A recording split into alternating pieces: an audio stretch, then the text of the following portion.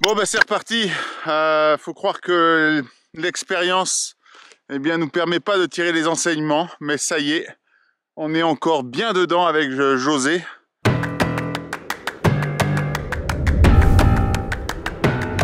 Nous sommes Caroline et Steve. Entrepreneurs nomades, nous avons décidé de vivre à l'année dans notre fourgon aménagé et de vous partager nos désirs, nos défis et notre philosophie sur les routes. Dans l'épisode précédent, nous revenions à une vie sédentaire, le temps d'effectuer quelques réparations sur notre fourgon aménagé et aussi pour s'occuper de mes douleurs de dos. Dans ce nouvel épisode, nous partons visiter les gorges du Verdon, le village de Moustier-Sainte-Marie, et puis on va encore réussir à se mettre dans une situation inconfortable. Restez bien jusqu'à la fin, nous en avons tiré quelques leçons.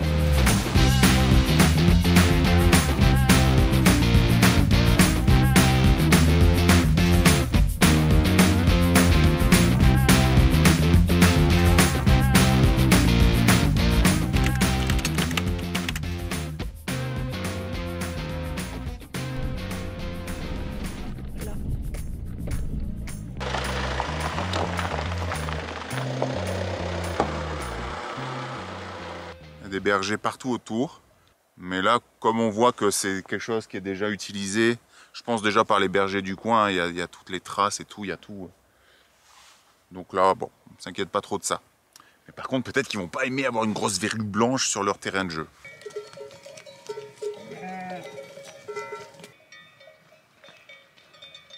Donc je suis allée voir la bergère parce que c'était une femme, une jeune, une 25 ans. Et pour lui demander si on dérangeait le fait qu'on soit installé là et qu'on soit quand même en pleine nature. Et elle m'a dit « Oh non, pas du tout, vous dérangez absolument pas, vous serez tranquille ce soir. Ici, il n'y a que le week-end quelques quads qui passent et le chemin qui part par là-bas, vous pouvez récupérer une route. » Mais adorable la jeune femme. Mais au moins, on sait qu'on ne dérange pas et qu'elle est OK pour qu'on reste là.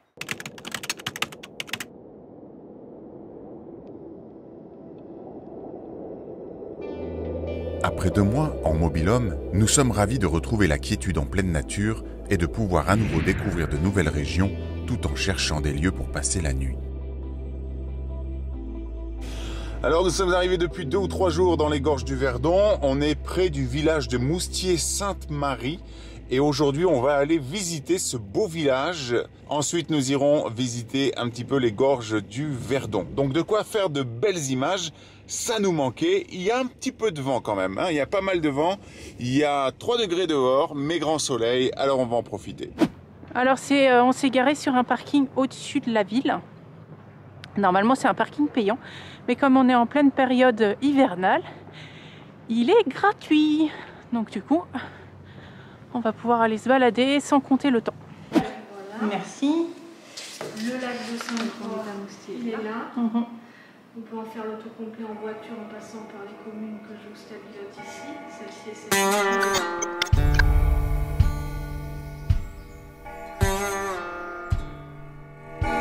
Les maisons et ruelles de Moustier-Sainte-Marie sont nichées au pied de 2 pitons rocheux.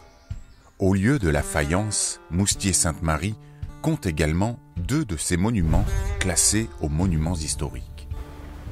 L'église paroissiale et la chapelle de Notre-Dame de Beauvoir.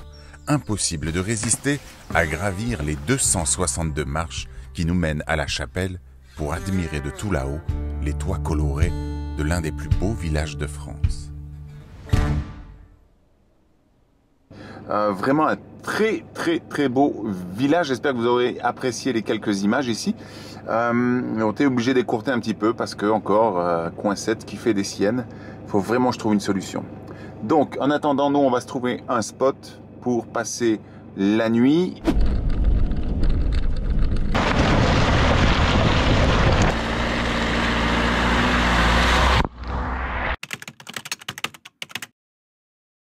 Pour pouvoir vous faire de belles images, de temps en temps, on est vraiment obligé de prendre le temps. Caro, elle a pris le Toki. Je lui ai proposé d'aller poser la caméra un peu plus loin là-bas, histoire de tourner histoire de faire une petite séquence où on voit le camion qui avance. Allô, Rochard? Oui. Tu veux faire avec nous? Mais un peu plus loin sur le bord, mais il faut que la caméra soit au niveau de la route idéalement.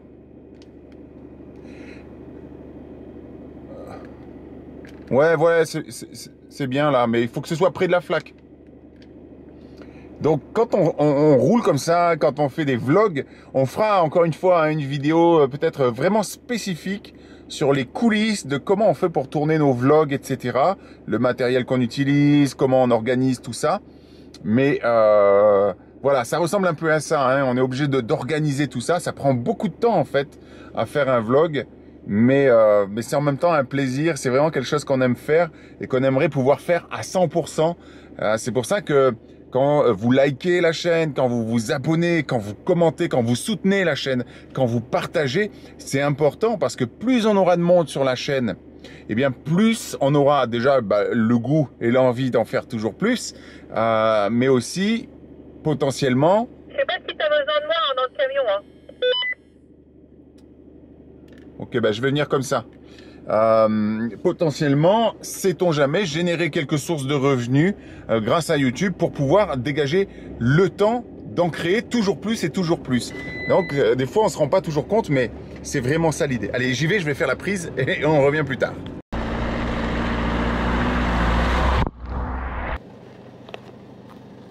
Ça a été? Oh merde. Ah oui. Ah, Allez, attends, je regarde ce que ça donne. Elle a un peu pris. Il fait 3 degrés, on a perdu 5 degrés depuis le bas. Et surtout, on voit rien. Et on était bien là où on était en fait. On avait le lac, on avait une belle vue dégagée, tout allait bien. Pourquoi? Oh purée, c'est ça l'aventure aussi, hein? Il n'y a personne. On est les seuls tarés. Ah, des Bretons à la montagne.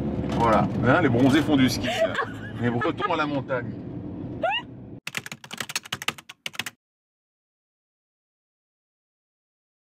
Bon, c'est reparti. Faut croire que l'expérience, nous permet pas de tirer les enseignements. Mais ça y est, on est encore bien dedans avec José. Il y a Coralie et Anthony qui se sont arrêtés pour nous aider sur la route.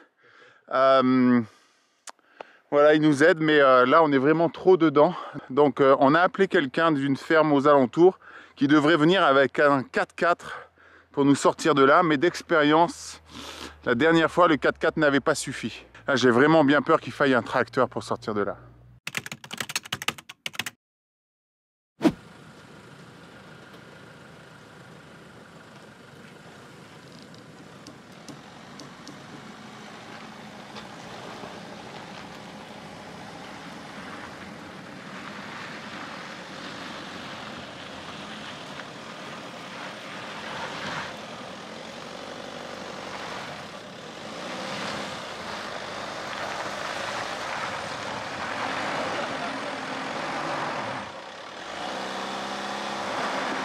Il tire encore.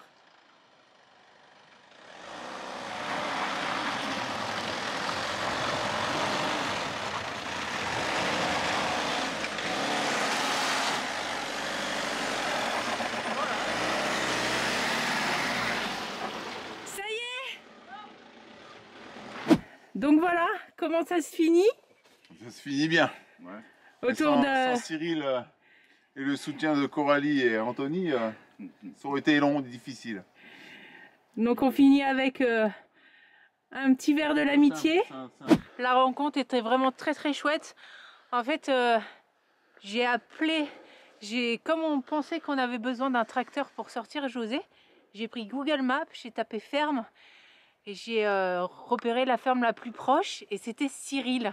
Et avec toute sa gentillesse, et puis il a fait quand même 30 bornes quoi. Ouais. Pour nous trouver, ce que nous on lui a dit on est à 11 km, mais parce que Google nous a dit, nous a informé qu'on était à 11 km, mais en fait c'est à vol d'oiseau. Ouais. En réalité elle était à 34 km, le gars il a fait 34 km pour venir nous dépanner, putain. Ouais. Les galères sont aussi l'occasion de faire de belles rencontres et Cyril, Anthony et Coralie font partie de ces belles rencontres. Donc je pense que dans les commentaires il y en a plein qui vont se lâcher, qui me dire la sangle, me dire le treuil, me dire les plaques, me dire les chaînes, me dire tout ce que vous voulez, mais on a fait ce qu'on pouvait avec tout ce qu'on avait et ça marchait pas. Donc encore une fois... Ouais, les chaînes là, on a mis les chaînes mais ça n'a pas marché. Au contraire, ça a été pire que tout. Ouais. Parce qu'elles se sont prises dans les roues, ça a été une vraie merde. Allez, l'aventure continue. On range tout et on roule.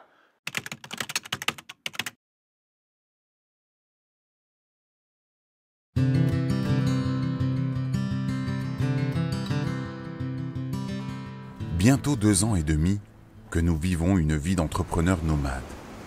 Et nous continuons de faire des erreurs, d'être mal organisés, de prendre les mauvais chemins, de nous enliser, d'apprendre. On choisit une route, un chemin, parfois tout est parfait, c'est bien notre chemin. Parfois on se trompe, c'est celui d'un autre. Et puis comme rien n'est jamais permanent, quoi qu'il arrive, vient toujours le moment où on se perd, on s'enlise, on reste coincé quelque part, dans une situation dont on aimerait bien sortir le plus vite possible. On essaye de s'en sortir seul, bien sûr, pour ne pas déranger, pour ne pas être critiqué, jugé, ni se sentir ridicule. Parce que bien sûr, il y aura toujours des donneurs de leçons qui vous diront « il faut, tu dois, tu aurais dû, tu n'aurais pas dû ». Et puis, il y a celles et ceux qui vont nous aider, nous tendre une main bienveillante et nous sortir de l'ornière pour que l'on puisse continuer sur notre chemin. Notre vie d'entrepreneur nomade est à cette image. Elle nous invite à toutes ces expériences. L'enlisement, le jugement, l'entraide font partie de notre quotidien. Et vous, à quoi ressemble votre chemin? Savez-vous tendre la main sans juger et en saisir une sans rougir? Parce que finalement, c'est peut-être ça, une vie qui fait envie. En parlant de route et de chemin, n'hésitez pas à cliquer sur cette vignette pour découvrir cette aventure sur la mythique route 66, un road trip de 10 jours où rien ne s'est passé comme prévu.